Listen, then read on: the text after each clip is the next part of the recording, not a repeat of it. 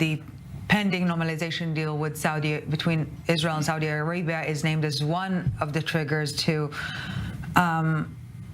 this horrendous, vicious massacre that we've seen, or just yet another component in the mix of it. And yet Saudi Arabia, that, as we've been discussing with our Bastian Wari earlier in the broadcast, is still trying to stay on the fence. It is very sad that, you know, players in a human comedy feel the need to play out their preconceived roles, basically. So it's accepted wisdom right now that, sure, because of this insanity that happened October 7th, Israel has to do a land invasion in Gaza. And it's accepted wisdom right now that if Israel does that, even though Saudi Arabia hates Hamas, they're going to have to pretend to be very upset they can't do a deal with Israel. And you know what? I don't claim it's realistic. I really don't. But I have a dream. And in my dream, people don't play out their prescribed roles, okay? Israel can invade Gaza next month also.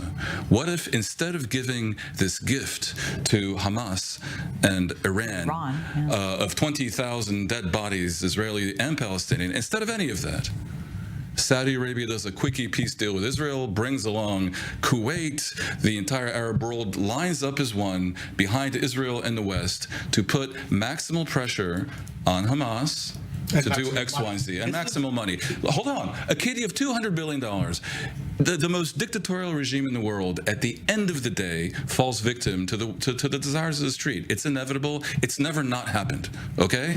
I want to see how Hamas stays in power when it's pretty clear that the world, including the entire Arab world, is very serious about rebuilding Gaza. Especially all other solutions never worked. Well, again, I'm not saying that Hamas will hand over the keys. I'm not saying this is actually going to happen.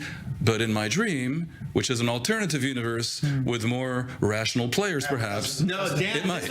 I went so far as to actually put my reputation online and sketch this out in an op-ed in The Hill today. So, you know, I realize many will say I'm a naive dreamer and completely ridiculous, but think about it. Well, listen, I'll retweet it with my robot experiment. Actually, I heard that Biden is flying from here directly to Riyadh. Talk about your plan. Indeed.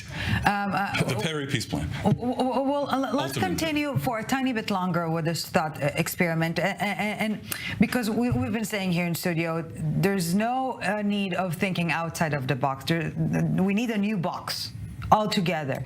Who else could have the baldness to really change the Middle East in terms of the Arab regional Qatar players? would be hugely important. If somehow Qatar were convinced, by whatever carrot, to join that initiative, they hold the key, because without Qatar, Hamas falls. And what are the possible Western six against Qatar? I think Qatar wants to be part of the modern world and to be an accepted member of the global family of civilized nations. They just they hosted a World Cup. They hosted a World Cup. They have ambitions, okay? They want to be in a different place, and they have the money for it. Gentlemen, Maybe should just buy the Middle East and be done with it. I'm selling. Gentlemen, it was a pleasure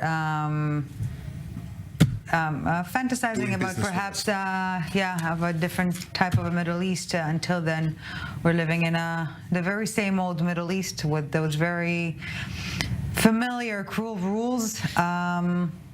But thank you, nevertheless, Mr. Dan Perry, Owen Alterman, I24 News senior diplomatic correspondent, Captain Guy Poan. Thank you very much for this.